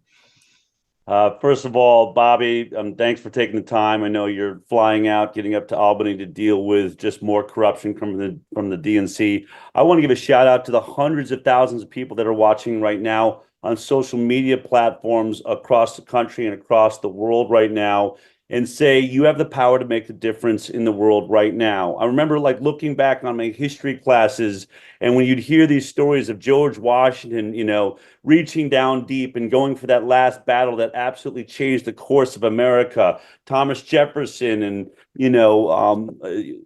these great founding fathers that had these moments where they basically signed the Declaration of Independence and said to the most powerful military in the world, you know where to find us. here's our names, here's where we stand. We stand for freedom, we stand for liberty. You must know as you watch this that we are at a crisis point. It's why our platform is America Strong. Everyone in America right now feels that we're in a crisis. And for them, that crisis may seem like this looming potential nuclear war that is happening between Ukraine and Russia, a looming war in the Middle East like we haven't seen in decades with Iran and Hezbollah and Palestine and Israel. And we're wondering, where is the leadership, and questions about China and Taiwan, all of these things. Also, terrible numbers now happening with our economy, real fear in jobs, people losing their homes because they can't pay for them. But that is not the crisis we're talking about. The crisis in America right now is our division. The fact that we are so divided that we can't face any of these issues. I don't know how many of you people have played sports, but have you ever been on a football team or a basketball team or any types of sports team? If you look across that field and the other team is all screaming and yelling at each other and blaming each other, has that team ever won? We are Team America, and we are about to lose our place in this world, our moral standing. And that is what America Strong is about right now. And if you are watching right now, if you have been watching Robert Kennedy Jr., not just giving you bumper sticker statements or promising you slogans that sound like everybody else, but answering deep questions with long historical facts in long podcasts, sharing his life, sharing his failures, sharing his successes, talking about all the legal wins, the amount of times he's won against the regulatory agencies that are so corrupt, fighting our corrupt government his entire life. If you've been watching all that and thinking, man, I want to make a difference, how about right now? Do you realize that the hundreds of thousands of you right now just said, you know what, right now I'm going to donate $10. $10 right now from every one of you watching, no matter where you're at, whatever you're doing. If you could take this moment to go to Kennedy24.com/donate and say, today I'm giving $10, we will have a record fundraise right now. We will be able to bring advertising to those networks that have absolutely tried to act like Robert Kennedy Jr. doesn't exist. Think about that hypocrisy. Think about that lie. We've had a candidate that's been polling between 10, 20%, which means he is absolutely going to affect this election, whether they like it or not, whether he wins or he will decide how this all goes. And the fact that not a single network, not NBC, CBS, ABC, none of them will even talk about him means that we don't live with news anymore. We have a propaganda machine that is telling people the world they want you to believe you live in. Like this stat, bring up that 51%. I want everyone to just look at this for a moment. When you look at, these are the stats of the Gallup poll showing that now 51% of Americans say that they are now independent. And yet we listen to the news, whether you're listening to Democratic news out of NBC, CBS, the liberal media, telling you there's no way an independent will ever win in America, or Fox News and Republican conservative news telling you there's no way that an independent will ever win. Look at those tiny little dogs telling you the Great Dane can't win. That is literally where we're at right now. 51% of America right now have Stockholm syndrome. For some reason, they believe that they don't have the power to overcome their captors right now. This corrupt two-party system that owns our media, that is lying to everybody, that literally just selected the Democratic representative without a single vote by a citizen, and is now going to spend the entire week in Albany trying to take away the thousands and thousands of votes we got in New York to try and disenfranchise 1 million votes across this country. The party that says they care about the right to vote is trying to stop people from being able to vote for the independent party. We need you now. We are in a crisis. We can win this. If that 51%, all of you out there, stop listening to the news and saying you can't win, they are making you afraid. That's how slavery works. They make you believe that you are not powerful when you are the largest population in this country. It is time to shift this dynamic right now. I hope you'll take the time. If you can give $10, give $10.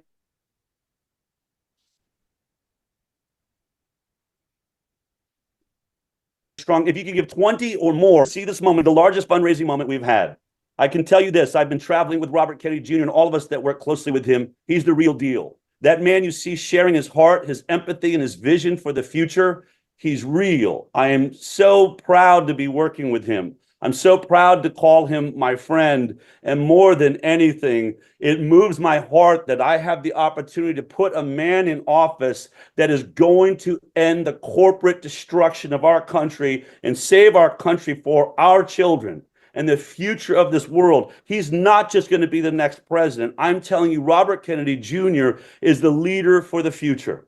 As long as we start telling our friends and our family members, stop having fear from those tiny little angry mobs at the Republican Party and the Democratic Party, join the party of hope. Join those that believe in their own independence.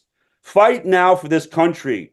We need your funds. We need you out there volunteering because we can do this. Turn off your television sets, reach down deep in your heart and recognize how powerful you are. This vote is not about whether Robert Kennedy Jr. can win. Every poll shows head-to-head, he beats Donald Trump. Head-to-head, he beats Harris. And so what we know is that all of America wants to vote for him. Let's not have that Ross Perot moment. We need to do advertising now. People want to know what the strategy is. We've won the social media war. Help us win the television war. Just $10 today makes that happen. I want to thank all of you for taking the time today. I want to thank you for contributing. I want to thank all of our incredible volunteers, the largest volunteer army, the most passionate army of American citizens we've ever seen. Other people have said they would clean up this government. I'm telling you, the man that's been fighting this government in court his entire life, that stands for truth and justice for all. If you want a country for the people, by the people, help us get Robert Kennedy Jr. elected. Thank you all so much. Thank you for your support. Thank you so much, Del, for fighting this fight and for leading this people-powered movement. Every dollar truly counts and will be put to advertising, canvassing, supporting our volunteers, and really representing this majority that we see now in the independent voting pool. I'd like to now hand it over to Theo Wilson, who is a policy advisor on the campaign and is involved in policy and engagement and has been a tremendous support during this journey. Theo, over to you. Hey, how you doing, Bridge? Thank you so much for just having me on this call. The enthusiasm that I see on a daily basis is born from the conditions that bore this movement. And before I go any further, I got to say that regardless of how this election turns out, if these needs are not addressed, this movement will rise again and again and again. Because one thing that I learned is that it's not just for us. We are fighting for our children. We are fighting for our future, and we are fighting for the legacy that we've inherited as Americans who truly believe in these self-evident truths that we hold so dear. I am somebody who joined this movement because I knew what was coming down the pike in COVID. When they took my income, when they took my bodily sovereignty, when they decided that my wife had to put this foreign substance in her arm, the same party that said that she had choice over her womb, I knew that I had to stand my ground. And I found myself at the Capitol in the wildest summer of my life, 2020. And standing on those steps was this guy with a funny voice named Robert F. Kennedy Jr. But what he had to say was groundbreaking. What he had to say was life-changing. And I found myself on the high wire with Del Bigtree, just talking about how the issues that affect my community and the Black community and medical freedom are one in the same. They are not different. I am the grandson of a Tuskegee Airman. Theobald George Wilson of the 99 Pursuit Squadron was my grandfather. So I know what it means to have to stand up to the people whom we trust to get real justice done when they fail that justice for us. And before I know it, I'm sitting there in Hyannisport across from Robert Kennedy at the Kennedy establishment, looking around like, this is a pinch myself moment. And I didn't know how big this was going to be. You know, a lot of people run for office. You never know what the consequences are going to be. But what this has shown me is that they fear not only him, but us, because they understand that the big pharma, big corporations that have captured them are the very ones that are shaking us loose from their control, and they don't know what to do with it. People ask me all the time, what do you think his chances are? Do you think Bobby can win? Do you think this is possible? And I said, Bobby is making an end run around the mainstream establishment.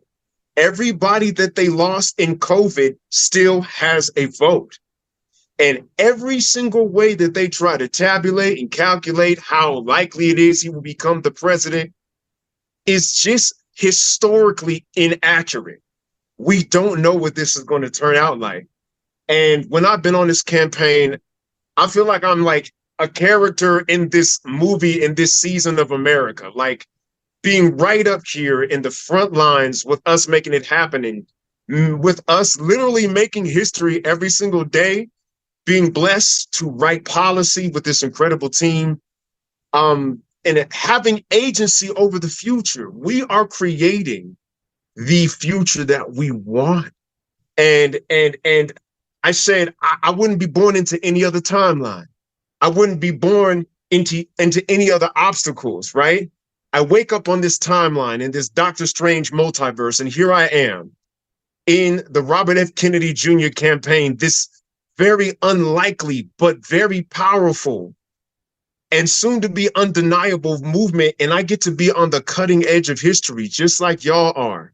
And to donate like a few bucks to that is a very, very small investment for a very, very big ripple effect. So I just want you guys to know that the conditions that bore this movement will keep us going regardless, because this has to be fixed. And this presidential campaign is one part of it. It's just one part of it. But there's so much more going on here. And the folks that I have met in this campaign have been just now dear friends of mine and fellow warriors. And I am blessed to fight this fight with y'all. I'm blessed to just be a part of this. And thank you very much for having me on this call. I hope to see y'all out there on the campaign. Thank you. Thank you so much, Theo, for those beautiful words. Every time you speak, I just become speechless, and you summed it up so well, and I'm so grateful for you. You too. Thank you. So we'll now move into questions, but before we do that, Del, I know you're maybe having to leave in a second. Did you have any closing words for everybody? I just want to say that, I'll always love the Margaret Mead quote, never doubt that a small group of passionate people can change the world, because indeed it's the only thing that ever has. They want to demoralize us. This is a corrupt government. It's corrupt all the way through. And it doesn't matter who wins, left or right. And we see the vitriol, we see the divide. We see, Kamala Harris calling names. You're a criminal. I'm a prosecutor. Even, President Trump, after an assassination attempt just days later, said, I'm tired of being nice. Do I have to be nice? We're brothers and sisters in this country. We have got to come together. We have got to come together and recognize that the threat is against this country. It's coming at us from all directions, whether it's technologies that could be out of control, wars that are out of control. We need a leader that's going to find that center ground. If we don't find the middle ground, this country is going to find itself on a battleground. This is the time. This is the moment. I just want you to think about, when you look back at those history books, we are writing the pages for our grandchildren and our grandchildren's grandchildren. They're going to read about this generation. They're going to read about this moment where all of the social media seemed owned and corrupted, and all of the media seemed owned and corrupted, and everyone said that the independent voice could never win. And still somehow, like every page that's ever been written in history, it never said a time, we outnumbered them 1,000 to 1. The battle lasted a day. No one ever writes about that. They write about those moments when people reach down, when all hope seems lost, and a small group of people rise up and change the world forever. That's what our founding fathers did. And we're being called by our bloodlines from Martin Luther King and on. And, whether or not every race, every Native American warrior, every one of us has a warrior in our past coursing through our blood that believed in freedom and fought for liberty. This is our time. Let's write that history book. Let's write that chapter now together. Stop listening to the lies. Stop listening to brainwash and start telling the truth to everyone you know. Watch how many people you talk to will say, I love Robert Kennedy Jr. I just don't think he can win. We're halfway there. All you have to do is not convince them that Robert Kennedy Jr. can win. Convince them that when they vote their conscience, when they believe in themselves and they go into that voting booth and they do what's right, that they will be a part of changing the world. This isn't just about Robert Kennedy Jr. It's about every one of us that was born for a time such as this. Thank you, everybody. I look forward to seeing you out there on the campaign trail. Thank you so much, Del. And let's do this, you guys. Go to kennedy24.com/donate. Join our volunteer movement. Sign up to table or canvas or join a grassroots event on Zoom or in person, and download the RFK Activate app. Any amount of time or donations really helps spread the word. And I'm so thankful to all of you spending your Sunday afternoon here. We have a few questions that we'd like to direct to some different folks on the call. The first question is for our campaign director, Amaryllis. Hello. Hey. Awesome. Hopefully you guys can hear me. I've had a really unstable connection throughout this. It's frozen a few times, so I apologize. They're working on the wires outside today, but go ahead, Bridge. It's been incredible. So Bobby mentioned some of the discrepancies in polling and, why people might see one number and feel one way when the polling method wasn't super honest. So Eric Bodenstab had a question. Should we believe some of the major polls that have Bobby's ceiling at 10%? That's a great question, Eric. And I my gut is that by asking it, you know the answer is no, and you're right. The methodological fraud that goes on in polling is truly astounding to watch. I mean, you would almost admire it if it weren't so insidious for our democracy. But when you look at the sequencing of questions, the appearance of a two-way horse race with the only other option being other. Once you tap other or click other, it expands. In the latest Emerson poll, you don't even have Kennedy there as an option. I've shared this one on X, but it lays out Chase Oliver and Jill Stein and Cornel West, but no Kennedy even after tapping other. When the reality is that we're far enough through the cycle now that we know that we are going to be on all 50 ballots. We have our certifications, and the options need to be laid out the way that they are on the ballot. And when that happens, we see our numbers double, and often more than that. In addition to which, there is an astounding meddling with the weighting of independents, Democrats, and Republicans compared to their representation in the population. Obviously, Bobby leads with independents, and it is one of the easiest ways to shift his numbers is to bring them down in the low 20s, the representation of independents in a poll. When we know, I mean, in the most recent Gallup poll, 51% of the country identifies as politically independent, the largest voting bloc in the country.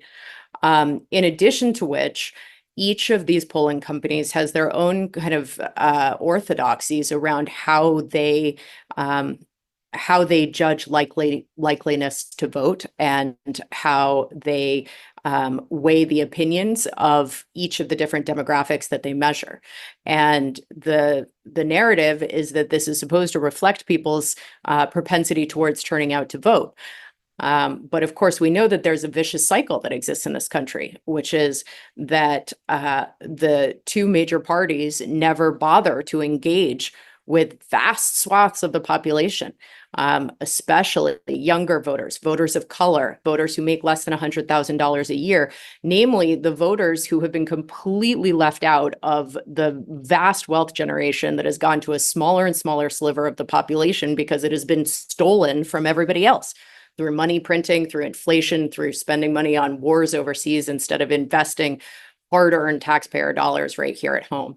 And so because these groups that are most drawn to somebody who is speaking as a leader to their needs, to talking about bringing all of us together, recognizing that if you're spending a third of your working life away from your family, sacrificing your time with your children and in your home to be working for the government, that's almost a third of your time, and you're handing that taxpayer money to the government, that you should have a say in what is done with it, and that it should be invested in your community, in your schools, in your healthcare, in your opportunity to make a living. And when people raise their hand and say that, the two major parties want no part in that.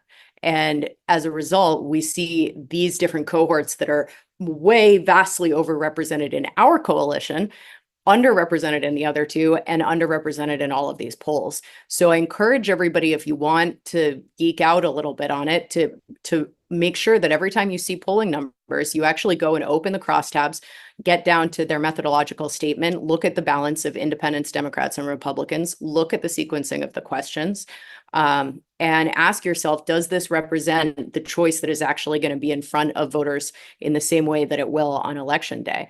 To Bobby's point, my connection froze right as he was talking, so I couldn't weigh in then. But to Bobby's point, after Ross Perot 3 decades ago, when frankly things were a lot less divided and corrupt than they have become today, the self-fulfilling prophecy of polls became very evident, right? You have a plurality of voters, which is what you need to win the electoral votes of each state, saying, yeah, I would have voted for Ross Perot if I thought he could win. And to the establishment's ear, when they hear that, it's, oh, well, that's an easy way to make sure that that never happens again. Just make sure that the polling numbers prove to everybody that the one candidate who's actually going to work on behalf of the people doesn't seem like they could possibly win. And everybody's a follower, nobody's a leader. So as long as we put those numbers out, we get to keep them off the debate stage, and people think they're throwing their vote away, and they won't find out until they see the exit polls afterwards. Well, fool me once, shame on you. Fool me twice, shame on me. It is on us to recognize that that is happening. And we do our own polling. We share it with you. We see a vast delta, even in our own polling, between the top line horse race and then those who answer the question, if my sole vote determined the outcome of this election, who would I choose, or who would you choose? If the choices were, we give the candidates' names. And when we ask the question that way, we get upper 30s, sometimes low 40s, depending on which age group we're talking at. But across the board, plurality, who say that they would choose Robert F. Kennedy Jr. So if that is the case, if your sole vote, if that's what you want is Robert F. Kennedy Jr., then vote for Robert F. Kennedy Jr., because you don't know how many of you there are. And we see it every day. And the truth is, if somebody tells you that, your vote already belongs to them, you tell them to go stuff it, because this is a free nation. Each of us has our own vote to give to the person who is representing our needs and our family and our communities. And nobody can steal a vote from anybody else. So if we have our supporters vote their hearts and learn from the lessons of Ross Perot, then we're going to see those upper 30s and low 40s numbers manifest at the polls. Thank you so much, Amaryllis. And that's been the drive of a lot of these programs, the Kennedy Match program that you guys heard about, the Activate app, a lot of our different tabling and canvassing initiatives. It's a lot easier to vote out of hope rather than fear when you're not walking in solitude. So let's get together and take back our country. The next question I wanted to ask to Nicole, our vice presidential candidate. The question is, how do you plan to reunify the country after years of division? Yeah, I think I've been thinking a lot about the sources of the division, and I truly believe in my heart that much of the division we face in this country is really a scapegoat for corruption. And as we go about and focus on unraveling corporate capture, I think we're going to notice a lot more working together to actually solve solutions versus pointing blame at the Republican Party or the Democratic Party for causing these issues. It's true. There has been corruption on the left and there's been corruption on the right. And they point fingers at each other because they don't want to actually open the doors to audit what their party has done and what they are actually responsible for. So part of unity is really an anti-corruption campaign. Because when things work, people don't smear and slur each other, especially when we're all on the same team. And I believe in absolute every possible function across federal government. And I think that it will influence state government management as well, especially in some of these swing states. I think even the blue states are going to see a lot less vitriol and fear of the other once we begin to identify what the real problem is. And the real problem is that we've created these mass money laundering schemes. Many of the projects that we have financed in many of these states, especially in the name of climate, have actually been money laundering schemes. So claiming that climate is the fault of Republicans, which is very divisive, that goes away. That goes away when we start actually working on our resources, our water management, our soil management, when we start to feed people highly nutritious food and watch the chronic disease rate go down. There's a lot less to point fingers about. And so that's how we reunite the country. We bring back integrity. Absolutely. And Nicole, you set such a good example of integrity and I think just mutual respect and recognition of our differences and the fact that we're all people. And like I mentioned earlier, this dialogue as part of our unity government is so important. The next question I wanted to ask our ballot access director, Nick Brana, if you're still on the line. This question's from Cheryl Fitzpatrick, and she asks, how many states will RFK Jr. be on the ballot by November?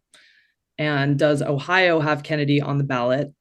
And when is the deadline for the remaining states to announce our ballot access? So that's an easy one. We will be on the ballot on all 50 states plus the District of Columbia.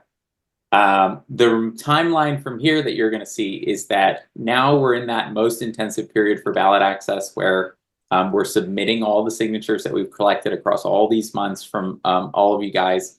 All of the effort you put into it is now bearing fruit. And we are getting those certification letters from states rolling in, indicating that Bobby and Nicole are indeed officially on the ballot. So we have also an amazing threshold coming up of achieving 270 eligibility for 270 electoral votes in terms of certifications.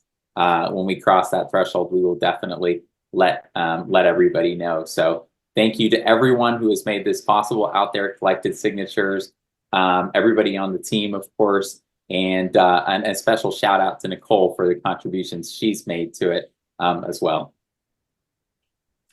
Thank you so much, Nick. And that segues really well into our next question from Raymond Ward. And Raymond asks this to you, Will, and you, Trammell. What's the most important thing that volunteers can do now to help get Mr. Kennedy and Ms. Shanahan in the White House? Oh man, that is such a great question. I would wake up at the start of every week with a goal. I would say this week I'm going to make 25 phone calls, or this week I'm going to knock 50 doors. And with that goal, if everyone on this call is making 25 phone calls, that's close to 100,000 a week. And so it's as previously stated, it's a ripple effect. And so I would just highly recommend that everyone just kind of sets that goal at the beginning of the week and tries new things, and kind of steps out of their comfort zone to accomplish something that you haven't done before, because that's one of the most amazing things about our volunteer team. It's people that have told me, Will, I've never volunteered before. I've never felt this way about a candidate. And so we're kind of all in that boat, because this is a historic campaign. And so just try things that you haven't done before. Set a goal for the week on how many phone calls you're going to make, how many doors you're going to knock, if you're going to set up a tabling event or write an op-ed, and follow through, and you'll feel the change that you're making. And it's just you feel that accomplishment. And if everyone's doing it, it's a ripple effect and a snowball effect that is super powerful. So that'd be my advice. I guess also you could wear a Kennedy hat or a t-shirt every time you go to the grocery store or down to the bus stop and rep the campaign. That always leads to amazing conversations. And so there's really a lot of ways to do it, but set your weekly goal and then follow through on it. And I would like to add, we have 93 days left.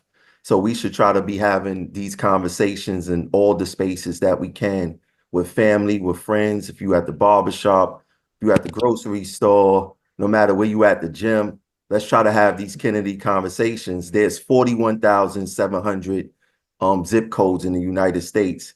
That means we need at least 41,700 people talking Kennedy all the time in these various zip codes, doubling, tripling, quadrupling those numbers, and just getting people involved. Right now, as it was said earlier in the Zoom, that we're being basically censored and not being allowed on all these different media stations. But one thing they can't stop is word of mouth. So we got to continue to have these Kennedy conversations, like Will said, wear the gear. And just try to get involved whichever way you can. If you could donate 30 minutes a week or 30 hours a week, every second is very valuable. Remember, 93 days left after today. And if we want to see Kennedy in the White House, you know what we got to do. Get involved and be the change that we want to see. Absolutely. Thank you so much, Tramel and Will, for leading our field efforts and ground game in every state from Alaska to Florida. We couldn't do this without you, and our volunteers are truly the backbone of this campaign. So if we have one more question before we wrap up. I know we've gone a little bit over time, but I want to welcome Jonathan Hiller, our director of content, who spoke earlier about a couple of different initiatives. This question is from Eric Tiberis, and he asks, as we've seen during your campaign, left-wing media refuses to give you proper coverage. Anytime they did cover you or Bobby, he's talking about Bobby, it wasn't really fair. What can we do to fight against censorship in America so this doesn't happen to continue to future candidates? Woo, that's a heavy question, but a very good one. So there's a couple things I'll say, that we do, and then there are many, many things that you can do. First of all, from a digital platform specific perspective. So we engage supporters and we put out our information on multiple social media platforms. So we diversify the ways in which we communicate our messages. So for instance, if Meta is censoring us, we can bring attention to that on X, and vice versa, and many other different ways that we can sort of use the different platforms to point out a platform's censorship. So that's one thing we do, which has gone really well. I will say X has been amazing in terms of its commitment to free speech. And a lot of our information is getting out there. You all are sharing it, which has been really wonderful. Another way that we do it is we diversify through making sure that we identify and book Mr. Kennedy on independent media. This is a big, big deal. He said, I think the next president is going to be the first podcast president. So that has been incredible for us. A lot of you have seen him on Joe Rogan. Admittedly, that was one of the first interviews I saw, and I was like, oh, wow. So that he he gets booked on these independent media platforms, these independent podcasters, journalists that allow us to get his message to people. And then also, just from a legal perspective, we can challenge censorship in court. And we have partners in our sort of legal advocacy groups that help us with that. So that's sort of on the campaign side. And then the biggest thing is what Trammell said was, they can throttle, shadow ban. The main thing I would say is if you find something that stirs you, if something really stirs your soul or your heart, text a video link to somebody. They can't censor that. That is one of the most beautiful ways that you can communicate to someone that not only do you think, hey, this is a really interesting message, but also that you're a Kennedy supporter. That is one of the main things is sort of a psychic threshold of supporting someone who is telling the truth in a time of deceit, I think is the George Orwell quote, is revolutionary. And what we are doing here is revolutionary. We are ensconced in a culture of deceit. And there is one person running for president who is telling the truth, and that is revolutionary. So you are a revolutionary if you also tell the truth. So I would say if you have the time, if you're stirred, if you can send this to somebody, send a message, send a podcast, say, oh my gosh, maybe start with a 2-minute video like, wow, this is really interesting. And then maybe send a 45-minute video of a podcast that he was on. There's a great way. I think there's just so much information. We have the most dynamic human being. My job is easy. We just put him on camera, cut it up and put it out there. I mean, we really don't do much other than that because he is incredibly dynamic. He speaks so beautifully, so affluently. He has a breadth of knowledge that I've never seen before in a political candidate. So it's actually quite easy for us to make the content and put it out. And I would say it is through your hard work, through the texting, through the emailing, through in-person events, volunteers coming to rallies.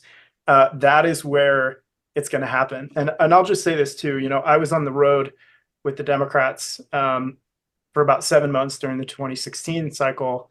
And one data point, and I think of sort of all of this as all of these different things as data points. One data point that was really beautiful to me to observe was I have never seen the kind of enthusiasm that I've seen when I see Bobby on the road, and I my job is to observe, record, and create these little spots for us. But one thing I have to do is key into the people that are, what are their reactions to hearing him speak? Like, what do they feel in their heart and soul? And I see it in their eyes, and I see the emotion, I see the hope. This is to me a unity election, and we will unite the country if we hope enough. We have to have that hope in order for us to unite the country. And I see it in all of your faces when I'm at these events. And that is a strong, strong data point. And I'll say, mainstream media is always going to be difficult. I mean, if you follow the money, the pharmaceutical companies make billions of dollars advertising on mainstream news. And Bobby has committed to ending advertising from the pharmaceutical complex on mainstream news. So yeah, they have no incentive to have him on those platforms. But again, this has been and will be a people-powered movement. It is up to all of us. It is up to you. It is up to me. It is up to this entire team to mobilize and make sure that people hear his message. Because when they hear it, they get it. And that we're doing the best that we can. We're asking you all to do the best that you can. You are, and we're gonna do this together. Thank you so much, Jonathan. And yeah, to echo that, I think the best way to fight censorship is just by having more and more of these interactions. On our app, you'll find tons of videos in our materials section of Bobby, of Nicole, of our volunteers hosting lemonade stands and sending those around to your networks that really sparks a ripple effect and puts Kennedy Shanahan in their minds, and then they can speak about the campaign is really crucial. I want to invite Amaryllis Kennedy, our campaign director, back up to close us out, and really just thank you all so much again for spending the day with us. And I hope this has left you feeling inspired and excited to vote for Bobby this November. Thanks, Bridge. Closing here, one of the questions that I see, that we didn't have time to get to formally, but I'll just touch on because it moved me, is about what hope Bobby brings for our children and for our grandchildren. And that question really struck me because, first of all, I see it in the polling. We have extraordinarily disproportionate support among parents who have kids under the age of 17 and among voters who are themselves under the age of 40. So I think that the concern over our future is a huge part of what drives so many of you, so many of us. It certainly was with me. I have a 2-year-old, a 5-year-old, and a 15-year-old while running this campaign. And, I wish I could put bricks on their heads because they're growing up while I'm working 20 hours a day. But it is for them. And I know that's why all of you take time away from your families or out there with your families fighting. And for me, it was looking at them and wondering whether, when they graduate high school, are they going to live in a country where if they say the wrong thing on social media, their bank account gets frozen or their passport gets confiscated? And that would have sounded preposterous to me a few decades ago, at least in this country. And it doesn't anymore. And to me, when I was a kid, my parents took us to Civil War battlefields on the weekends a lot. And my brother and I loved that in the gift stores, they had these long envelopes, and you would take out the documents and they were on the old parchment paper, and seemed like, the original Declaration of Independence, the original Constitution, the Gettysburg Address. And we loved these things. My brother and I would sit in the rear facing seats of our Volvo station wagon and, exchange them. And life, liberty, and pursuit of happiness, to me as a kid, the idea that pursuit of happiness was a founding ideal for our country, the audaciousness of that has inspired me my entire life. And yet today, all three of those things, so central. I mean, life, our actual years, sacred years on this planet, are increasingly under threat. We're increasingly sick and we get fewer of them. In 1970, if you lived in this country, your life expectancy was on par with other developed countries. And we only spent 7% of our GDP on health. Now it's 18%. But if you're born in this country, on average, you die 5 years earlier than living in any other developed country on earth. And that's 5 years with your grandkids and your family waking up and seeing the sunrise. And so how can we have been guaranteed life as an inalienable right and be losing it by the day and month and year because of health being so devalued by our leaders for these past decades? And then liberty, I think we've all seen our constitutional liberties continue to be eroded. People across the entire political spectrum through all the Gallup polling agree that we are getting less free, not more free in this country, regardless of their political affiliation. And that means that we are leaving our children and our grandchildren a lesser world, a lesser country, a lesser life than we were given. And that is not our job here. Our job is to be good ancestors and leave things better than we found them. And then that best of all of the inalienable rights, the pursuit of happiness, originally it was actually going to be economic well-being, and it was replaced. The pursuit of happiness was added because it was even more expansive. But to go and pursue whatever happiness is for you, whatever your God-given purpose is here, there are basic needs,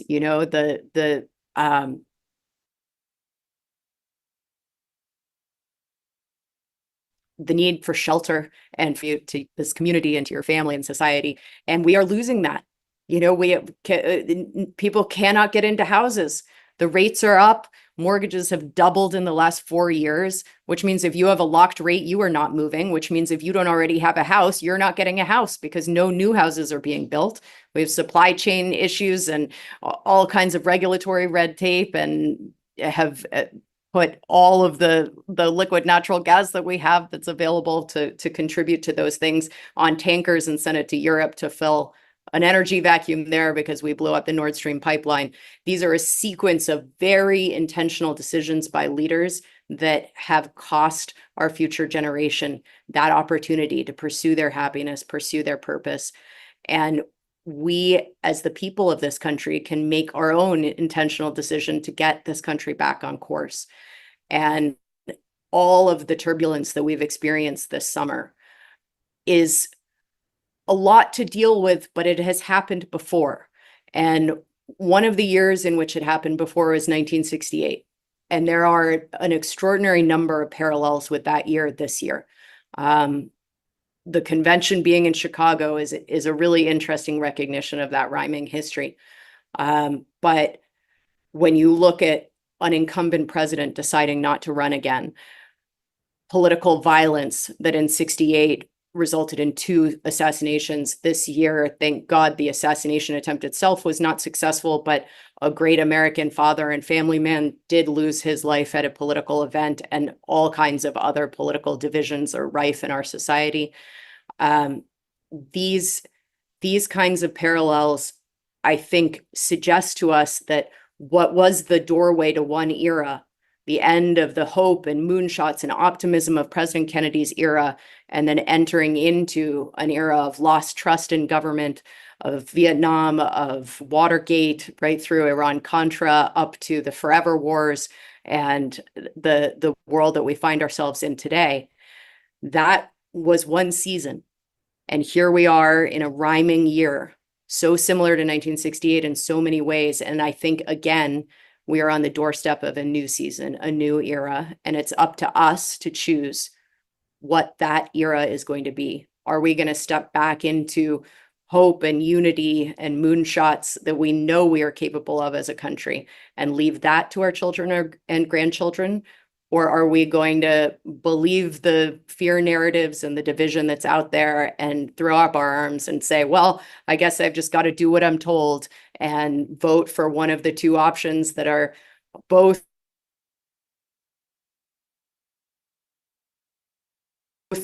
doing the exact same thing to I choose hope.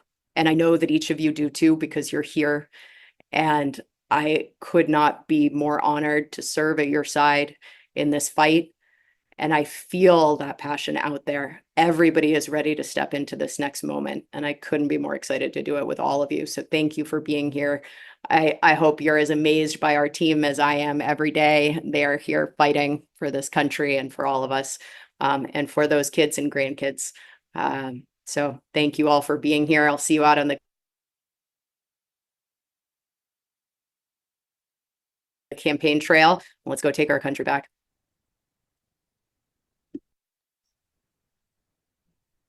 Thank you guys so much. I'm going to leave a couple of slides up as we exit, but thank you for fighting this fight. And it's my honor to serve alongside each and every one of you.